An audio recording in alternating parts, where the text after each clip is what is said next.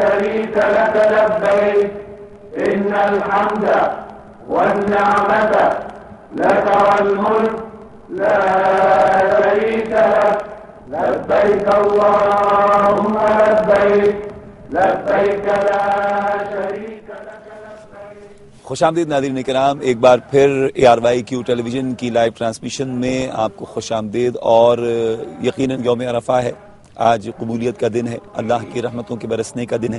Break پر جانے سے پہلے ہمارے لاہور سے، کوہاٹ سے کچھ کالرز نے سوال کیے تھے. میں چاہوں گا کہ مفتی صاحب سے اس کا جواب لے لیا جائے. جی مفتی صاحب.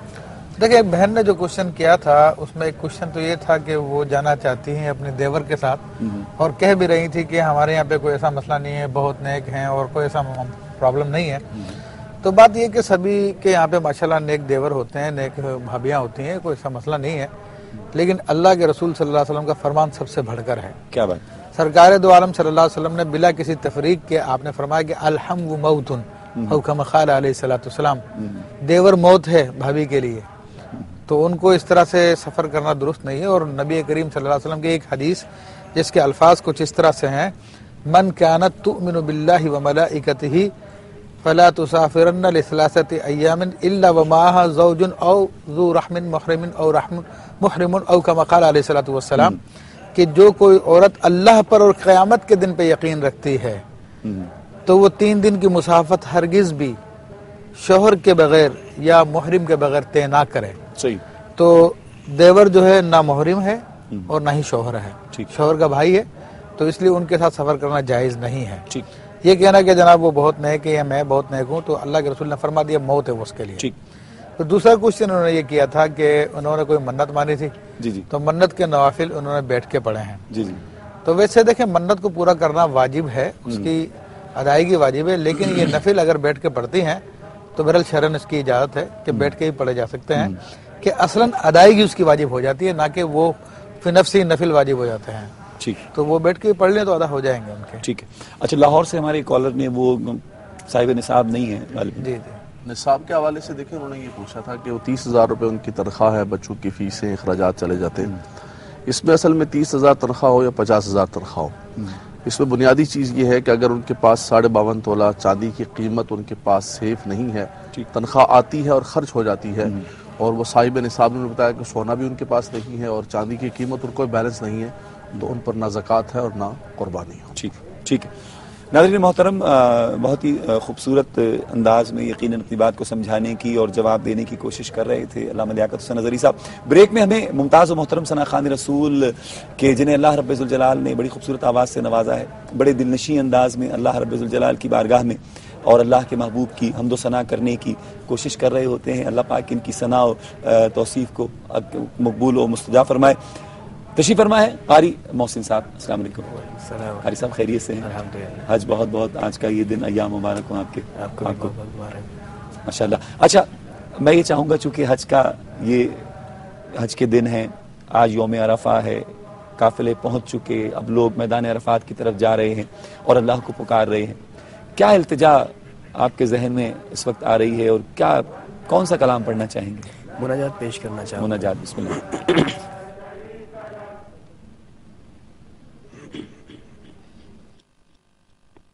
میرے مولا میری دعا سن لے، میرے مولا میری دعا سن لے، دل سے نکلی ہوئی صدا سن لے، دل سے نکلی ہوئی صدا سن لے. مشکلیں حد سے بڑھ گئی مولا،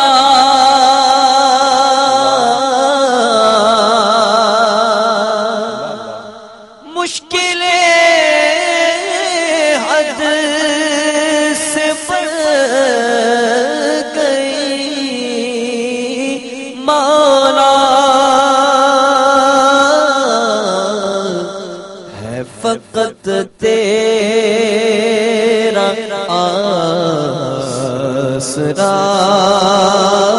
سن لے، ہے فقط تیرا آسرا سن لے، میرے مولا میری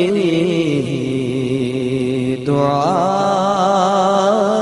سن لے، رحمتوں کا نزول ہو جائے،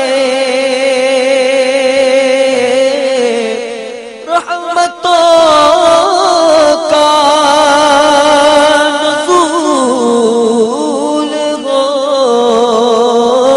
جائے، بس یہی میری التجا سن لے، بس یہی میری التجا سن لے، میرے مولا میری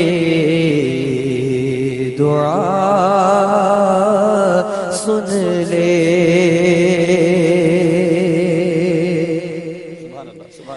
سب کو توفیق ذکر و فکر کی دے، سب کو توفیق ذکر و فکر کی دے، سب کی سنتا ہے تو دعا سن لے، سب کی سنتا ہے تو دعا سن لے،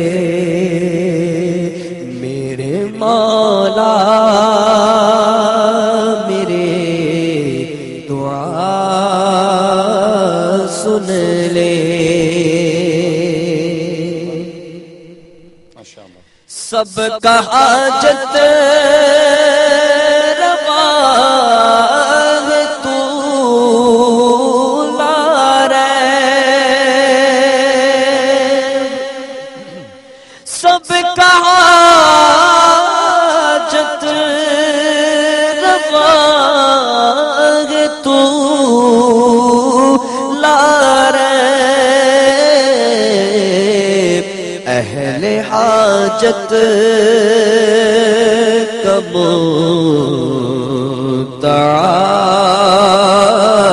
سن لے، میرے مولا میرے دعا سن لے۔ کیا بات ہے، سبحان اللہ۔ قاری محسن اللہ رب ذوالجلال کی بارگاہ میں التجا گزار تھے، اور جو لوگ مدینے ہو کر آ چکے اور اللہ کا در، اللہ کا گھر دیکھ لیا، میدان عرفات دیکھ لیا، وہ یقیناً یہی کہہ رہے ہوں گے کہ یاد آتے ہیں ہم کو وہ شام و سحر، وہ سکون دل و جاں، وہ روح و نظر، یہ انہی کا کرم ہے، انہی کی عطا، ایک کیفیت دل نشیں رہ گئی۔ یقیناً وہ کیفیات دل نشیں جو ہے، وہ جب انسان اللہ کے در پر حاضر ہو رہا ہوتا ہے، بڑی دل نشیں کیفیات ہوتی ہے۔ یقین کیجئے کہ انسان اس کو اگر چاہے کہ لفاظی کرے یا لکھ لے، ایسا ممکن نہیں ہے۔ علامہ صاحب، میں چاہوں گا مفتی عمران الحق کلیانوی صاحب کے آج یوم عرفہ ہے، اور بنیادی طور پر تو ہمیں اس کی اہمیت کو بھی سمجھنا ہے، حج کی اہمیت و فضیلت کی بات ہم نے کی۔ اب آ جائیے یوم عرفہ کی طرف کہ یہ یوم عرفہ ہے کیا، اور کیوں اتنا آج کے دن جو ہے یہ کرم نوازی ہو رہی ہے؟ جی، عرفہ اصل میں حضرت ابراہیم خلیل اللہ کا جو پورا خواب کا ایک پروسیس ہے، یوم الترویہ، یوم النحر، یوم العرفہ، تو اس کے اندر بھی آدھا خواب جو حضرت نے دیکھا تھا، پہلے دن یوم ترویہ رہا تردد کی وجہ سے، دوسرے دن ان کو اللہ پاک نے معرفت عطا فرمائی کہ ہاں اب اس پہ مجھے عملی جامہ پہنانا ہے، تیسرا پھر یوم النحر مقرر ہوا۔ ٹھیک. ایک تو اس لحاظ سے یہ اس کے اندر معرفت حاصل ہوئی. دوسرا عرفے کی جو اہمیت ہے جو فقہاء کرام لکھتے ہیں حدیث کی روشنی میں رکن اعظم ہے کہ اگر یہاں کسی نے ایک لمحے کا وقوف بھی کر لیا اس کا رکن اعظم ادا ہو گیا, حج ہو گیا, اس کا حج ہو گیا اور رکن اعظم اس نے ادا کر لیا. اور یہ ایک اصل میں ڈیمو بھی سمجھ لیا ہے کہ اس کے اندر بہت ساری روایت میں یہ بھی آتا ہے کہ حشر کا میدان بھی یہیں قائم ہوگا. یہ ہر سال تمام امت مسلمہ یہاں پہ جمع ہو کے اسی منظر کی ایک سمجھی عکاسی کرتی جو آخرت میں ہمارے ساتھ پیش آ میدان حشر, میدان حشر وہی عکاسی ہے کہ سارے کے سارے اس طرح وہاں پہ ایک لباس کے اندر جمع ہے. صحیح. عرفے کی اہمیت یہ بھی ہے کہ جس نے خلوص دل کے ساتھ یہ ارکان حج ادا کر لیے تو آج کے دن یہ ہمارے لاکھوں مسلمان بھائی یہ ایسے وہاں سے لوٹ آئیں گے جس طرح آج ان کی ولادت ہوئی ہے. سارے گناہوں سے پاک صاف ہو گئے اور اس میں زندگی میں ایک بڑا انقلاب پیدا ہوگا کہ صاف ستھرے ہو کے وہاں سے لوٹیں گے اور اللہ پاک ان کو ایسا فرما دیں گے ماں نے آج ان کو جنم دیا. تو اس سے بڑی اس کی سعادت کوئی اور ہی نہیں. وہ ایسا نہ ہونا کہ ہونا چاہیے انسان کی زندگی میں اس کے اثرات نظر آنے چاہیے, ورنہ بلے شاہ صاحب نے تو کہہ دیا نا کہ حج مکے گئے نام رکھایا حاجی, وہ والی بات نہ ہو بلکہ کرم ہو صحیح معنوں میں. ناظرین کرام اس وقت آپ ویژول دیکھ رہے ہیں اور مسجد نمرہ یقیناً ہمارے سامنے ہے, ہماری نظروں کے سامنے ہے. اللہ کرے کہ ہم جو ابھی ہم دیکھ رہے ہیں جس انداز سے, اللہ کرے کہ صحیح معنوں میں اللہ کرے کہ ایک دن ایسا بھی آئے کہ ہم خود وہاں موجود ہوں مسجد نمرہ میں, اللہ رب الجلال کو اسی طرح میدان عرفات میں ہم بھی جا رہے ہوں. اللہ رب الجلال کے یہ بندے کہ جن کے نام کہ جن پر جن کے نام لکھ دیا گیا جن کا, ان لوگوں میں کہ جن کی حاضری ہے اور جن کا حج قبول ہونا ہے, یہیں سے خطبہ انشاءاللہ لائیو آپ دیکھیں گے اور اس کا ترجمہ بھی انشاءاللہ. یہ دیکھیے نماز ادا ہو رہی ہے الحمدللہ, اور یہ کیسی اللہ کی مہربانی ہے. اللہ کی کرم نوازی کے بغیر یہ لمحات مل نہیں سکتے. اللہ رب الجلال ان سے راضی ہے اور یقیناً یہ اللہ سے راضی ہے. ناظرین محترم ایک کالر ہمارے ساتھ لائن پر ہیں, دیکھتے ہیں کہ کون اور کہاں سے ہمیں جوائن کر رہے ہیں. السلام علیکم. السلام علیکم. وعلیکم السلام. حضرت صاحب مجھے مفتی صاحب سے ایک سوال کرنا ہے. میرا مسئلہ ہے, جی میری عمر 64 سال ہے. ٹھیک ہے. میرا بائی پاس ہو چکا ہے, شوگر کا مریض ہوں, ٹھیک ہے. اور کئی امراض ہیں, بلڈ پریشر اور کئی بیماریاں ہیں. جوانی میں تو میں اس قابل نہیں تھا اور کچھ مصروفیات کی وجہ سے حج نہیں کر سکتا. حج پہ جانا چاہتے ہیں لیکن بیمار ہیں. حج پہ جانا چاہتا ہوں لیکن میری صحت ساتھ نہیں دیتی. ٹھیک ہے. تو اس کا کیا حل ہے اور اس کے لیے کیا حکم ہے ایسے لوگوں کے لیے؟ ٹھیک ہے, بہت شکریہ. کالز اصل میں بڑی جلدی لینی ہے, بہت سارے کالرز جو ہیں وہ چاہتے ہیں کہ آج کی اس پرنور ٹرانسمیشن میں شامل ہو جائیں. ایک اور کالر ہمارے ساتھ لائن پر ہیں. السلام علیکم. السلام علیکم. جی وعلیکم السلام سر. کون اور کہاں سے ہمارے ساتھ ہیں؟ جی السلام علیکم سر. وعلیکم السلام. کون اور کہاں سے ہمارے ساتھ ہیں؟ میں طلعت محمود خان بات کر رہا ہوں لاہور سے. طلعت محمود صاحب کیا کہیں گے؟ طلعت محمود خان بات کر رہا ہوں لاہور سے. کیا کہیں گے طلعت صاحب؟ سر میں ایک اپنا ذاتی مسئلہ, سر آپ کو مفتی صاحب کو بہت بہت پہلے تو حج کے قیام کی مبارکباد. خیر مبارک, آپ کو بھی بہت بہت مبارک ہو. مسئلہ جلدی سے بیان کر دیجئے طلعت بھائی. ایک ذاتی مسئلہ ہے. جی جلدی سے بیان کر دیجئے. آپ کی لائن ہمیں ڈراپ کرنی پڑی. کوشش کریں کہ بہت سارے لوگوں کو جو ہے نا وقت مل جائے, موقع مل جائے بات کرنے کا. یہ بڑی تیزی سے ہمیں کالز لینی بھی پڑتی ہیں صرف اس لیے کہ آپ کی کالز زیادہ سے زیادہ شامل ہو جائیں. ایک مختصر سے وقفے کی طرف ہم جا رہے ہیں ناظرین کرام, اور ان لمحات میں ہمارے ساتھ رہیے کہ اللہ رب الجلال آج اپنے بندوں سے میدان عرفات میں یقیناً بہت راضی ہوگا. حاضر ہوتے ہیں ایک مختصر سے وقفے کے بعد. لبیک لا شریک لک لبیک ان الحمد والنعمة لك والملك لا شريك لك لبيك اللهم لبيك لبيك لا شريك. کیا کہیں گے؟ مفتی ابھی جگہ صدیق صاحب سے اور آپ سبھی سے یہ گزارش کرنا چاہیں گے کہ میری امی ابو کو میں حج میں بھیجنا چاہتا ہوں. میری بڑی دلی تمنا ہے. ٹھیک ہے.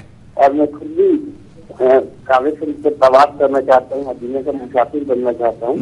ٹھیک ہے. تو آپ سب کو یہ دعا کرتے ہیں ہم لوگوں کے. ٹھیک ہے. بہت شکریہ اعجاز صاحب, آپ نے انڈیا سے ہمیں جوائن کیا. چنیوٹ پاکستان سے کالر ہمارے ساتھ ہیں. السلام علیکم. وعلیکم السلام. کون سا بات کر رہے ہیں؟ سر محمد یاسین چنیوٹ سے بات کر رہا ہوں. جی یاسین بھائی کیا کہیں گے؟ سر میں یہ کہنا چاہوں گا کہ یہاں پہ میں نے دیکھا ہے آپ کی لائن ڈراپ ہو گئی ہے. چلیے کوئی بات نہیں, دوبارہ ٹرائی کیجئے, ہوتا ہے اس طرح کے کاموں میں. مفتی صاحب میں یہ چاہوں گا کہ وہ جو سوال رہ گئے تھے, ایک سوال تو وہ بھی تھا نا کہ ایک صاحب نے وہ جو حدیث پاک جو کوٹ کی تھی, من زار قبری وجبت لہ شفاعت, کیا کہیں گے سوال؟ دیکھیں یہ صحیح حدیث ہے اور اس کو علماء کرام سلفن خلفن اپنی تمام کتابوں میں بیان کرتے آئے ہیں. حج کی جو بھی کتاب ہوتی ہے تو اس میں زیارت النبی صلی اللہ تعالی وسلم کا باب جو ہے عموماً بیان کیا جاتا ہے اور اس میں یہ تمام کی تمام روایتیں بیان کی جاتی ہیں.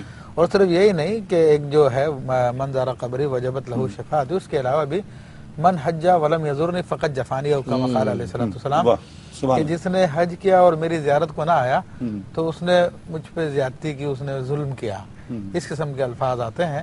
تو بلا شبہ یہ حج بھی بلکہ رب کائنات بھی ہمیں سب کے سب حضور علیہ السلام کے طفیل ملے ہیں. ٹھیک. اور یہ احسان شناسی ہے کہ آدمی شکریہ کے طور پہ نبی علیہ السلام کی بارگاہ میں حاضر ہو کہ آپ کی وجہ سے یہ سب کچھ ملا, اور پھر اس کی حاضری کی فضیلت نبی علیہ السلام کی جانب سے یہ آئی ہے کہ اس کو شفاعت حاصل ہو جائے گی سرکار دو عالم صلی اللہ تعالی علیہ وسلم کی. اس لیے امام اہل سنت نے یہ فرمایا کہ غور سے سن تو رضا کعبے سے آتی ہے صدا, میری آنکھوں سے میرے پیارے کا روزہ دیکھو. کعبہ خود کہتا ہے کہ میری آنکھوں سے شہنشاہ کا روزہ دیکھو. ہاں, تو یہ کعبے کی صدا ہے. کعبہ خود مشتاق ہے نبی علیہ السلام کی محبت میں. تو بہرحال ہم تو انسان ہیں, اللہ تبارک و تعالی نے ہمیں یہ موقع عطا فرمایا تو ضرور سرکار دو عالم صلی اللہ علیہ وسلم کی بارگاہ کی حاضری دی جائے. اور جو شخص ٹائم ہونے کے باوجود, موقع ہونے کے باوجود اس حاضری سے محروم رہا, وہ واقعی بہت محروم رہا. ٹھیک ہے. ایک کوشچن تھا اس کے حوالے سے, وہ کہہ رہے تھے میں بیمار ہوں, 64 سال میں عمر ہوں, کچھ مصروفیت کی وجہ سے حج پہ نہیں جا سکا. تو دیکھیں یہی دنیاوی مصروفیات ہو سکتی ہیں جو انسان کو جانے سے منع کرتی ہیں. کبھی کہتا ہے کہ میرا مال کم ہے, تھوڑا ہو جائے, ابھی مجھے شادی کرانی ہے, میری یہ ڈیلنگ کرنی ہے, وہ ڈیلنگ کرنی ہے. تو یہ اصل میں انسان خود اپنا موازنہ کرے کہ اس کے دل میں اللہ کی کتنی اہمیت ہے, اللہ کے احکام کی کتنی اہمیت ہے اور دنیا کی کتنی اہمیت ہے. تو اس سے یہی ظاہر ہوتا ہے کہ دنیاوی معاملات کی زیادہ اہمیت ہے. بہرحال بیمار لوگ بھی وہاں پر جاتے ہیں تو میں نے تو سنا کہ شفا ہو جاتی ہے. ڈاکٹر محمود غزنوی صاحب جو ہم میرے ساتھ ہوتے ہیں پروگرام میں ہوتے ہیں, ان کا ہارٹ ٹوٹ گیا تھا, لیکن اس ہارٹ ٹوٹنے کے باوجود جو ہے وہ حج پہ گئے, الحمدللہ زمزم کا پانی لگایا تو وہ صحیح ہو گیا. کتنے شوگر کے پیشنٹ ایسے ہوتے ہیں, بلڈ پریشر والے ایسے ہوتے ہیں جو وہاں پر جاتے ہیں, زمزم پیتے ہیں تو انہیں کسی گولی کی حاجت رہتی ہی نہیں ہے. الحمدللہ سارا کا سارا سفر بہترین طریقے سے ہو جاتا ہے. بہرحال اگر یہ اس قابل نہیں ہے, نہیں جا سکتے, تو شریعت نے حج بدل کا حکم دیا ہے تو حج بدل کروا لیں. ٹھیک ہے. بات اصل میں علامہ صاحب عشق کی ہے. عشق وہ کہتے ہیں نا کہ عقل کہندی کچے گھڑے تے نہ تری, عشق کہندا کہ میں جے کچے گھڑے تے نہ ترا تو یار جو ہے وہ مانتا ہی نہیں ہے. اس میں ہمارے کانسیپٹ بھی ایک بڑا عجیب و غریب ہے, خاص طور پہ بر صغیر میں. اب دنیا کے تمام لوگوں کو دیکھیں گے, ملیشیا, انڈونیشیا, ایران, شام, دوسرے لوگوں کو دیکھیں گے. ایک کالر کو شامل کر رہے ہیں علامہ صاحب, پھر آپ کی بات کو کنٹینیو کریں گے. السلام علیکم. السلام علیکم. وعلیکم السلام. کون اور کہاں سے؟ میرا نام طارق ہے, لاہور سے بول رہا ہوں میں. جی طارق صاحب کیا کہیں گے؟ جی میں مولانا صاحب سے ایک سوال چھوٹا سا پوچھنا چاہوں گا. جی آج حج ہو رہا ہے مسلمانوں کا, ٹھیک ہے, تمام امت کا حج ہے, اور ہمارے ہاں پاکستان میں عید پرسوں ہے. ٹھیک ہے. قرآن میں ذکر ہے, ایک آیت بڑی واضح ہے کہ لوگ تم سے پوچھتے ہیں چاند کے بارے میں, تم کہہ دو کہ یہ وقت کا تعین کرنے کے لیے ہے, اور آگے حج کا ذکر کیا گیا ہے. ٹھیک ہے. کسی اور مہینے کا ذکر نہیں ہے. ٹھیک ہے.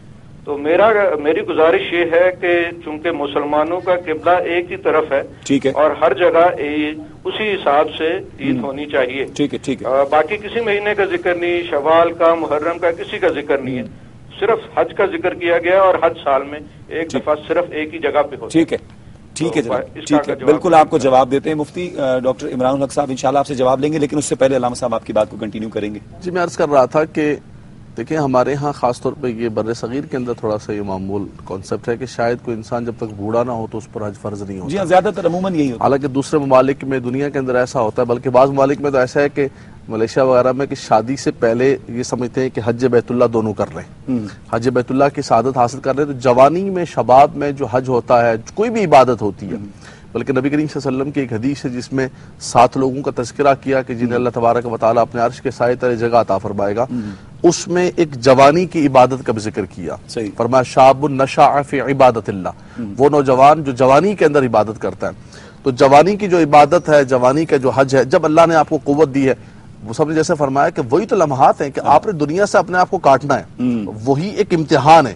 دیکھیں اسلام کے اندر رہبانیت نہیں، اسلام آپ کو یہ نہیں سکھاتا ہے کہ آپ سائڈ پر ہو کر بیٹھ جائیں. اسلام کے اندر تجارت کرتے ہیں، تزوج ہے، دنیا کے معاملات ہیں، صحیح، لیکن یہ ایک امتحان کا وقت ہوتا ہے کہ آپ کو اللہ نے استطاعت عطا فرمائی. رمضان کا مہینہ آتا ہے، ایک وقت سے ایک وقت تک آپ کو جو ہے کھانے کی پابندی، کھانے پینے سے پابندی ہے، دوسرے معاملات سے پابندی ہے، تو یہ ایک ریاضت ہے. اسی طرح حج بھی ایک ریاضت ہے اور آخرت کی ایک تیاری ہے. تو یہی لمحہ ہوتا ہے کہ انسان قربانی دے اور جوانی میں، صحت میں، عافیت میں اللہ تبارک و تعالیٰ کے گھر اور ان مقامات کی زیارت کرنے کے لیے جائے. تو جو سن رہے ہیں، جو نہیں گئے، انہیں بھی چاہیے کہ ان مصروفیات کو کہیں کہ ہم پہلے اللہ کی بارگاہ میں چلے جائیں، اس کے صدقے میں سارے معاملات بھی پورے ہو جائیں. کیا بات، یعنی کہ کوشش یہ کریں کہ جلد سے جلد اللہ کے گھر پہنچ جائیں. اور اللہ کے گھر دربار میں جانا، حج کرنا، عمرہ کرنا فقر و فاقے کو، محتاجی کو دور کرتا ہے، روزی وسیع لیکن ہم اس چکر میں ہوتے ہیں جی اس کی شادی ہو جائے تو جائیں گے، اس کی شادی ہو جائے تو جائیں گے، یہ ہوگا تو جائیں گے، وہ ہوگا تو جائیں گے. پہلی کوشش میں چلے جائیں. جوانی بڑی غلط فہمی ہے جی کہ جناب لڑکی کی شادی کرانی ہے، یہ فرض زیادہ ہے میں حج کا بعد میں. بتائیے کتنی یاری غلط بات ہے جی جی کہ لڑکی کی شادی کرانا اللہ کو راضی کرنا بعد میں. ہاں تو فرائض میں نہیں، حالانکہ وہ ذمہ داری میں آتا، لیکن یہ فرض ہے جو عبادت ہے. جی جوانی میں تو مزہ ہی مفتی صاحب الگ ہے نا، اس میں بندہ ریاضت کرے تو پھر کیا بات ہے. ایک کالر ہمارے ساتھ لائن پر ہیں، شامل کرتے ہیں. السلام علیکم. السلام علیکم. وعلیکم السلام. السلام علیکم. وعلیکم السلام. میری بہن کون اور کہاں سے بات کر رہی ہیں؟ میں فیصل آباد سے بول رہی ہوں، آمنہ. جی آمنہ، کیا کہیں گی؟ جی میں نے وہ پوچھنا تھا کہ میری کو ماسی ہیں، وہ اپاہج ہیں. اچھا. لیکن وہ نا حج کر نہیں سکتی اور کہتی ہیں کہ میں نا، ان کا بیٹا ہے وہ کہتا ہے کہ میں حج کرنا چاہتا ہوں. ٹھیک ہے. لیکن وہ کہتی ہے پہلے مجھے حج کرواؤ. اچھا. تو اس حوالے سے ٹھیک ہے، شریعت کیا کہتی ہے؟ آمنہ بہت شکریہ آپ کا، آپ انشاءاللہ آپ کو جواب دیتے. مفتی صاحب پہلے والا جو سوال تھا چاند کے حوالے سے، یہ چاند کے حوالے سے اکثر عید پہ، بقرعید پہ لوگوں میں کنفیوژن آتا ہے اور وہ اسی طرح کا مطالبہ کرتے ہیں کہ جی بیت اللہ کو یا حکومت سعودیہ کے چاند کو معیار بنایا جائے. اس میں کلیئرلی وضاحت یہ کر دی جائے کہ اسلام کے اندر مہینوں کے تعین کے لیے چاند اور دن کے اوقات کے تعین کے لیے سورج، یہ فلکیات میں سے دو چیزیں لی گئی ہیں. تو صاف کلیئر مختصر جواب یہ ہے کہ جس طرح ہم نماز اپنے اوقات میں پڑھتے ہیں، اسی طرح ہم روزے حج کے ایام اپنے چاند کے مطابق مناتے ہیں. یہ فرق سعودیہ سے بہت دور کی بات ہے، خود ہمارے ملک میں ہوتا ہے. رمضان میں مشاہدہ ہوگا کہ لاہور میں روزہ پہلے بند ہوتا ہے، پھر اس کے بعد اسلام آباد میں، پھر کراچی میں. تو یہ تو اللہ پاک نے نظام رکھا ہے فلکیات کا. علماء کرام، فقہاء اعظام وہ ان تمام چیزوں کو دیکھتے ہوئے فیصلے فرماتے ہیں. انہوں نے اس آیت کی طرف اشارہ کیا کہ عن الاہلہ قل یا مواقیت للناس والحج، وہ بلا شبہ آیت اپنی جگہ درست ہے، لیکن بہت سے مقامات پر ایسا، ہم جیسے یہاں پہ فجر کی نماز پڑھ چکے، لیکن اب سعودیہ کے اندر تہجد کا وقت ہے، ہم یہاں افطار کر چکے، وہاں 2 گھنٹے بعد افطار ہوگا. تو جب ہم اگر یہ کہتے ہیں کہ چاند کو معیار ایک بنا لیا جائے پوری دنیا کے لیے، معلوم ہوگا کہ وہاں پہ ابھی دن ہے، کینیڈا کے اندر رات ہے. ممکن نہیں، یہ ممکن ہی نہیں، ممکنات میں صحیح نہیں. تو اس لیے فقہاء کرام نے جو فیصلہ فرمایا وہ درست ہے. ہم اپنے علاقے میں، شہر کے فقہاء کرام کے مسئلے کو، بتائے ہوئی بات کو منوان مان لینا چاہیے. ایک کالر شامل کرتے ہیں. السلام علیکم. السلام علیکم. السلام علیکم. السلام علیکم. وعلیکم السلام. کون اور کہاں سے ہمارے ساتھ ہیں؟ میں ٹیکسلا سے افتخار شاہ بول رہا ہوں جی. افتخار شاہ صاحب خوش آمدید. آپ کو کیا کہیں گے؟ بہت شکریہ جی، آپ سب کو، آپ کی ٹیم کو آج کی مبارکباد دے رہے ہیں. خیر جی، آپ بہت مبارک کہیں گے. بہت شکریہ. میں نے یہ پوچھنا تھا کہ میں نے سنا ہے کہ 10 جو لوگ قربانی کرتے ہیں تو وہ 1 ذی الحج سے لے کے 10 ذی الحج تک جو ہے نا بال وغیرہ نہ ترشوائیں، ناخن وغیرہ نہ ترشوائیں. ٹھیک ہے. اسی طرح پاکی کے متعلق میں پوچھنا چاہ رہا تھا، تو اس کے بارے میں. پاکی کیا مطلب؟ پاکی کیا پوچھنا چاہ رہے تھے؟ یہ جیسے ہم انڈر شیپ کرتے ہیں یا ٹھیک ہے. بہت شکریہ، بہت شکریہ. علامہ صاحب، اس سے پہلے کہ دونوں سوال میں آپ سے، اپاہج والا بھی اور یہ ایک اور کالر ہمارے ساتھ ہیں اور سعودیہ سے کالر، آپ کی اجازت؟ آپ کی اجازت؟ بالکل. السلام علیکم. السلام علیکم. السلام علیکم. ہلو جی، کون بات کر رہے ہیں جناب؟ شبیر بول رہے ہیں، میں سعودیہ سے. جی شبیر صاحب، آپ کو بہت بہت حج مبارک ہو جناب. کیا کہیں گے؟ آپ تو سعودیہ میں موجود ہیں ماشاءاللہ. ماشاءاللہ. میں سوال کرنا چاہتا ہوں مفتی صاحب سے. جی بالکل، سوال کیجئے. آپ کے ہمیں کس سے کریں؟ صاحب میں یہ سے بول رہا ہوں یمبو سے. اچھا یمبو سے بات کریں. ٹھیک ہے, کیا سوال کریں گے؟ سوال کروں گا, یہ حج کے بارے میں پوچھنا تھا میں نے. پوچھیے جلدی سے پوچھیے. ہلو, جلدی سے پوچھ لیں میرے بھائی شبیر بھائی. ڈراپ ہو گئی اور پر جانا ہے. علامہ صاحب ایک مختصر سا وقت حاضرین کرام اور لمحات آگے بڑھ رہے ہیں. ہم یقیناً حج کے اس عظیم الشان خطبے کی طرف جا رہے ہیں کہ جس کی ابتدا سید عالم صلی اللہ تعالیٰ علیہ وآلہ وسلم نے کی تھی. انشاءاللہ اس پر بات کریں گے. حاضر ہوتے ہیں ایک مختصر سے وقفے کے بعد.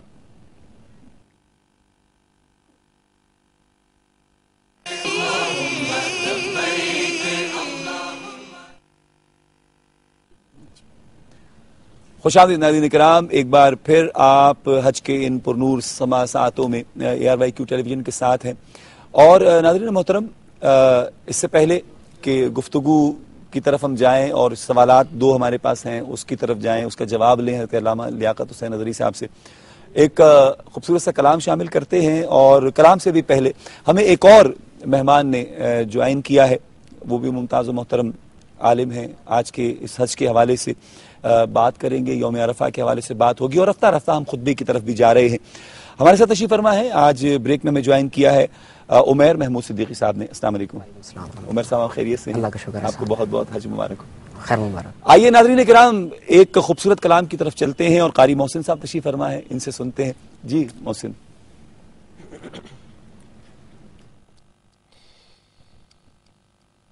مجھے بھی مدینے بلا میرے مولا, کرم کے تجلی دکھا میرے مولا. مجھے بھی مدینے بلا میرے مولا, کرم کے تجلی دکھا میرے مولا. بہت بے قرار کے عالم میں ہوں میں, بہت بے قرار کے عالم میں ہوں میں. میری بے قراری مٹا میرے مولا. یقیناً مدینہ کرم گی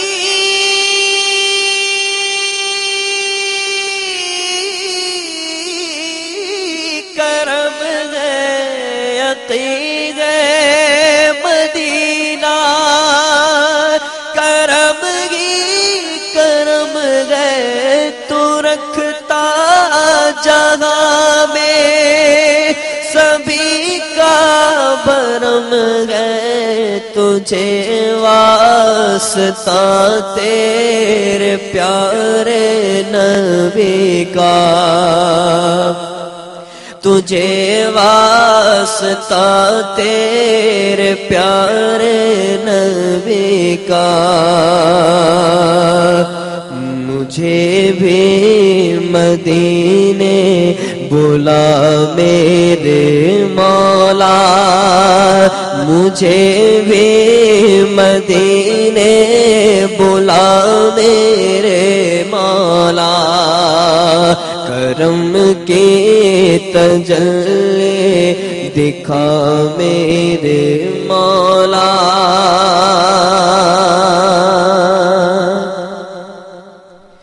محمد کو تو نے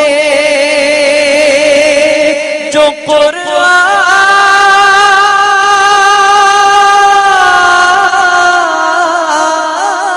دیا ہے, محمد کو تو نے جو قرآن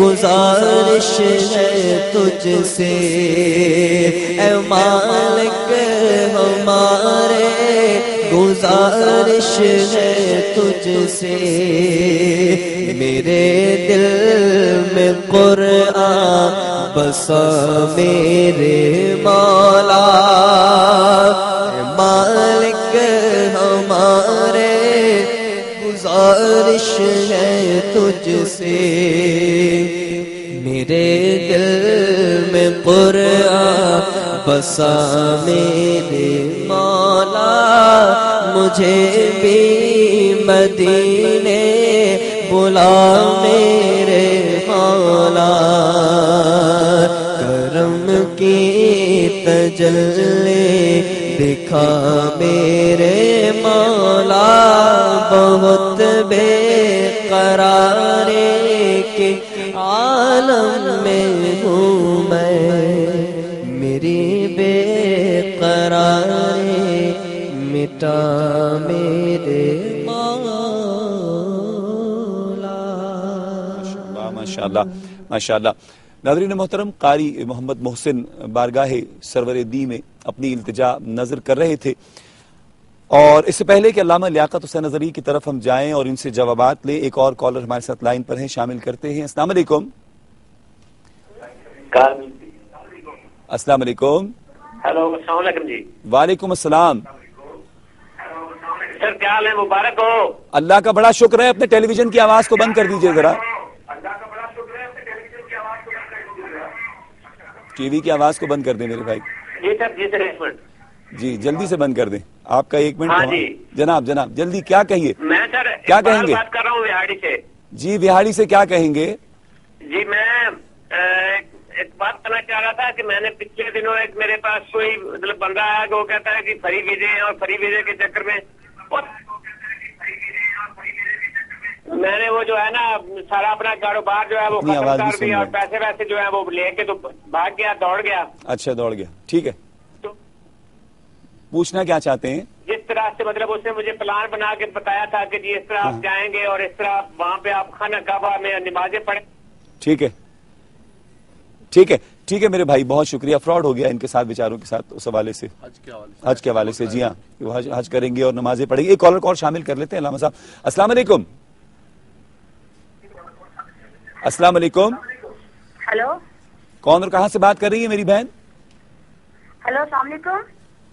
سائمہ گجرانوالہ سے آپ ہمارے ساتھ ہیں، کیا کہیں گی؟ سر میں سوال پوچھنا چاہ رہی ہوں کہ ہلو جی پوچھیں، آواز آ رہی ہے آپ کی۔ سر میں پوچھ رہی ہوں کہ میں نا عمرے پہ جانا چاہ رہی ہوں۔ ٹھیک ہے۔ کیونکہ ہمارا ڈائیورس ہو چکا ہے، اچھا، اس لیے میں ہمارے پاس کوئی محرم نہیں ہے۔ ٹھیک ہے، میں یہ پوچھنا۔ ٹھیک ہے، سمجھ میں آ گئی بات آپ کی، کیا پوچھنا چاہتی؟ جی علامہ صاحب۔ دیکھیے جی، ایک تو سب سے پہلے یہ جو ہلکا سا میں اشارہ کروں گا کہ حج کے فراڈ کے حوالے سے یہ بھی ایک ظلم کی انتہا ہے کہ مسلمان غریب حاجیوں کے ساتھ فراڈ کرتے ہیں۔ ایک پیسہ جمع کیا ہوا ان کا، زندگی کے پتہ نہیں کیسے جوڑے ہوئے پیسے ہیں۔ ہونا تو یہ چاہیے کہ اس چیز کو بطور بزنس کے نہیں بلکہ ایک فریضے کے طور پر، عبادت کے طور پر کریں، لیکن بزنس بھی ایسا کرتے ہیں کہ لوگوں کے ساتھ ظلم اور فراڈ۔ آج وہ بیچارہ رو رہا ہے، وہ مناظر کو دیکھ رہا ہوگا، تو ایسا ہوتا رہتا ہے کہ حاجی بیچارے نہیں جا سکے اور وہ روتے ہوئے ان کو بددعائیں دیتے ہیں، اور ہوتا ہے صحیح، یہ لوگ ذلیل و برباد ہوتے ہیں اس دنیا کے اندر بھی، خسرت دنیا والآخرہ، اور آخرت کے اندر بھی۔ اللہ تعالیٰ ایسے لوگوں سے نجات عطا فرمائے۔ دیکھیے جی، بہن مصعب نے بڑے وضاحت کے ساتھ اس کا جواب دیا کہ شریعت اسلام نے جہاں حج کی فرضیت استطاعت کا حکم فرمایا، وہاں خاتون کے لیے ذو محرم کا ہونا لازم و ضروری ہے کہ اس کے ساتھ کوئی محرم ہو، عمرے کے لیے بھی، عمرے کے لیے، حج کے لیے، سفر کے لیے، کوئی بھی سفر ہے، وہ سفر 3 دن سے 3 راتوں سے زیادہ کا ہوگا، اس کے لیے محرم ہونا ضروری ہے۔ اگر نہیں ہے تو وہ نہ جائے، اللہ تبارک و تعالیٰ کی بارگاہ میں یہیں پر التجا کرے۔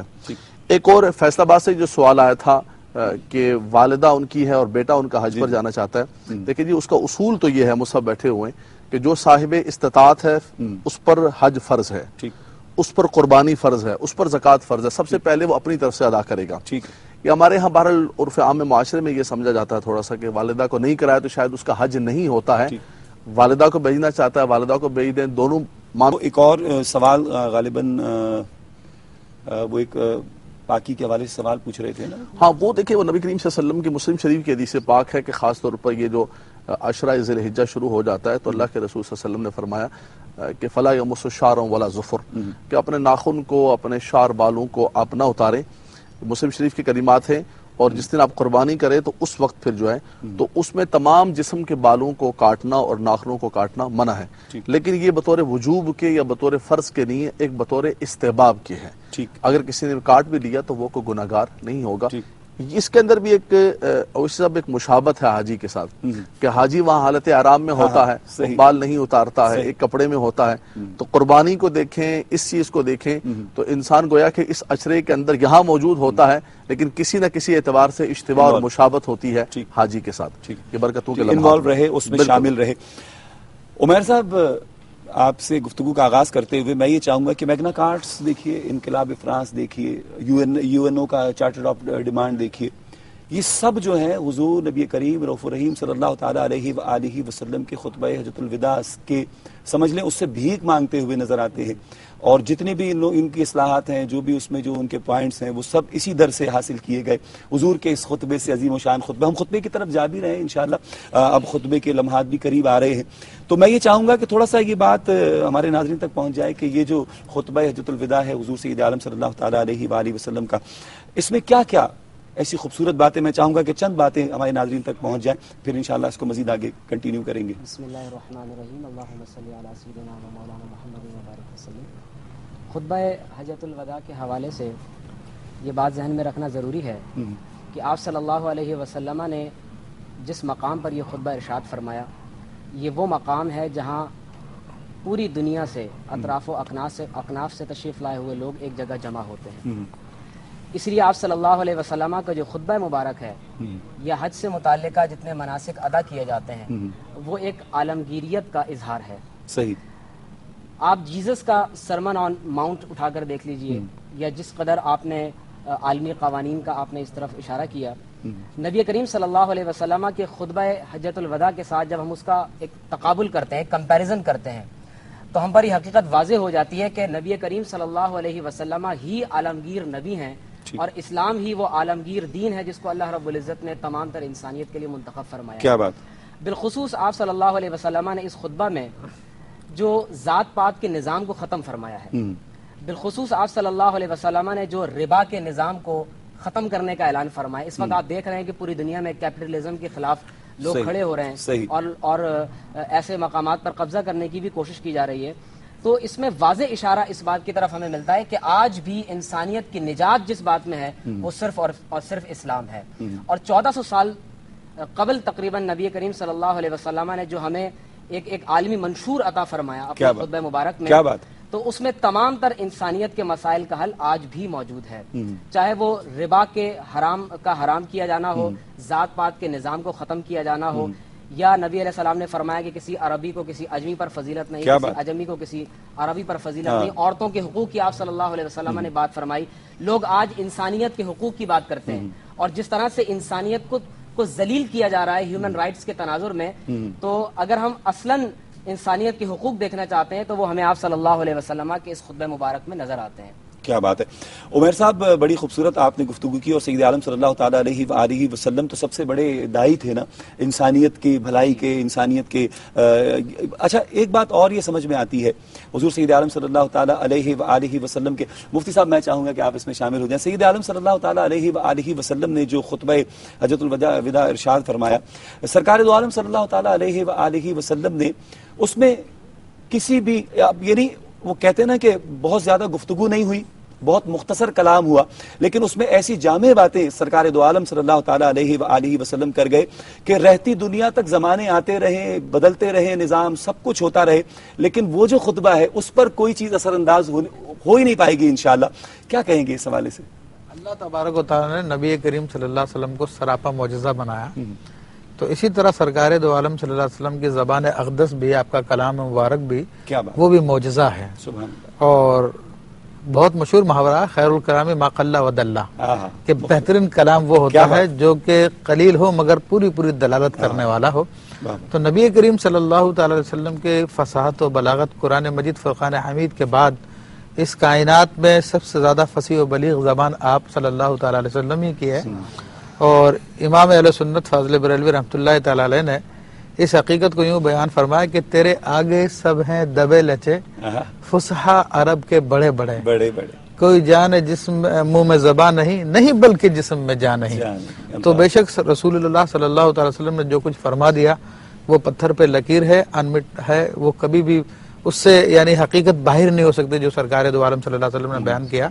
اور نبی کریم صلی اللہ علیہ وسلم نے یہ جو گفتگو فرمائی ہے یہ صرف مسلمانوں کا منشور نہیں ہے بلکہ پوری انسانیت کا منشور ہے. اور نبی کریم صلی اللہ علیہ وسلم نے یہاں پر جو لفظ استعمال فرمائے یا ایھا الناس کے استعمال فرمائے ہیں، اے لوگو، اے مسلمان نہیں فرمایا، اے مسلمان فرماتا تب بھی بجا، لیکن یا ایھا الناس کہنے کے اندر مفہوم پوری دنیا کو شامل ہو گیا. پھر یہاں پر ایک بات اور میں عرض کر دوں کہ آج دنیا کے بعض دانشور کہلانے والے اس زوم اس گمنڈ میں ہے کہ ہم سارے مذاہب کو ملا کے ایک نیا مذہب بنا دیں جو سارے مذاہب کا نمائندہ ہو. تو میں کہتا ہوں ان کی یہ کوشش فضول ہے، شیطان کے نقش قدم پہ چلنا ان لوگوں کو، کیونکہ اسلام وہ مذہب ہے جو تمام مذاہب کا جامع ہے. قرآن مجید، فرقان حمید، نبی علیہ الصلوۃ والسلام کی تعلیمات مبارکہ ہمیں جگہ جگہ یہ بتا رہی ہے کہ اسلام تو تمام انبیاء کی تصدیق کرتا ہے، تمام کتابوں کی تصدیق کرتا ہے. اب کسی اور انجیکشن کی ضرورت نہیں انسانیت کے لیے. یہ اسلام ہے جو پریکٹیکلی ثابت کر رہا ہے کہ تمام انسان برابر ہیں، کوئی زبان کا فرق نہیں ہے، کوئی چھوت چھات نہیں ہے، کوئی رنگ کا فرق نہیں ہے، کسی قسم کی مطلب کہ انسانیت کی تذلیل یہاں پر نہیں ہے. ٹھیک ہے مفتی صاحب، بہت شکریہ. انشاءاللہ آپ کی باتیں کنٹینیو ہوتی رہیں گی. ناظرین کرام، اور بڑی خوبصورت بات کی مفتی صاحب نے کہ جو نیا مذہب بنانے کی کوشش کی جا رہی ہے، کسی اور مذہب کی ضرورت نہیں ہے، اسلام وہ واحد مذہب ہے. اچھا، وہ عالمی نام نہاد رائٹرز جو ہیں، یورپی مورخ بہت مشہور، آپ نے بھی نام سن رکھا ہوگا اس کا، فلپ ہٹی، وہ کہتا ہے کہ مجھے جب یہ اس مسلمانوں کے حج کے موقع پر بین الاقوامی اجتماع دیکھتا ہوں، یہ اتنا بڑا روح پرور منظر دیکھتا ہوں، تو بے اختیار میرے دل سے یہ صدا آتی ہے کہ اسلام ہی وہ واحد مذہب ہے کہ جسے کامیابی حاصل ہوئی 100% کہ وہ رنگ و نسل کے فرق کو مٹا سکا، وہ امیر و غریب کے فرق کو مٹا سکا، حاکم و محکوم کے فرق کو مٹا سکا. اسلام ہی وہ واحد مذہب، وہ لکھتا ہے کہ اسلام ہی وہ واحد مذہب ہے کہ جس نے ذات پات کے رنگ و نسل کے بتوں کو توڑ دیا. ناظرین کرام، بات انشاءاللہ ہوتی رہیں گی، باتیں ہوتی رہیں گی، بلکہ اب حج کی طرف، حج کے خطبے کی طرف بھی ہم جا رہے ہیں، اور میں آپ سے رخصت چاہوں گا. اور میرے بعد انشاءاللہ ہمارے انتہائی واجب الاحترام، ممتاز و محترم میرے دوست، بہت ہی خوبصورت بولتے ہیں، آپ ان سے بہت پیار کرتے ہیں، جنید اقبال صاحب انشاءاللہ تشریف لائیں گے اور وہ میری جگہ لیں گے. میں آپ سے اجازت چاہوں گا، دعاؤں میں یاد رکھیے گا. اور میں ایک بار پھر عالم اسلام میں جہاں جہاں لوگ ہمیں سن رہے ہیں، دیکھ رہے ہیں، اپنی جانب سے حج کی ڈھیروں بہت ساری مبارکباد پیش کرتا ہوں، اور اس دعا کے ساتھ کہ اللہ پاک آنے والا سال جو ہے وہ اللہ رب ذوالجلال ہمیں بھی عطا فرمائے اور ہم بھی لبیک اللہم لبیک کی صداؤں میں شامل ہو جائیں. حاضر ہوتے ہیں ایک مختصر سے وقفے کے بعد.